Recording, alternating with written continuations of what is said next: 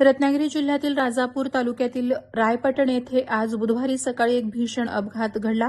दुचाकीवरून पडून ट्रकच्या चाकाखाली आल्याने एका वृद्ध महिलेचा जागीच मृत्यू झाला।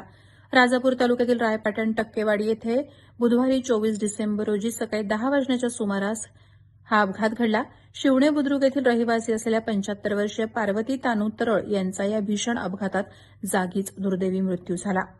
मिळालेल्या माहितीनुसार पुण्याच्या पिंपळे सौदागर येथील तेजस शेलार हे आपल्या कुटुंबासह क्रेटा गाडीने कुणकेश्वर देवदर्शनासाठी जात होते। रायपाटण टक्केवाडी येथे पाचल गुरववाडी येथील कुणाल धावडे यांच्या दुचाकीने या कारला मागून धडक दिली।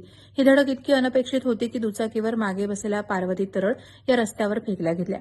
दुर्दैव असं की त्याच क्षणी रत्नागिरीतून पाचलच्या दिशेने जाणारा एक मालवाहू ट्रक तिथून जात होता। रस्त्यावर पडलेल्या पार्वती या थेट ट्रकच्या मागच्या चाकाखाली आल्या आणि त्यांचा जागीच मृत्यू झाला। या घटनेची माहिती मिळताच राजापूर पोलीस ठाण्याचे पोलीस निरीक्षक अमित यादव आणि त्यांच्या सहकाऱ्यांनी तातडीनं घटनास्थळी धाव घेतली। स्थानिक ग्रामस्थ आणि पोलीस पाटलांच्या उपस्थितीत घटनेचा पंचनामा करण्यात आला असून पोलीस या प्रकरणाचा अधिक तपास करत आहेत। प्रहार डिजिटलसाठी नरेंद्र मोहिते, राजापूर।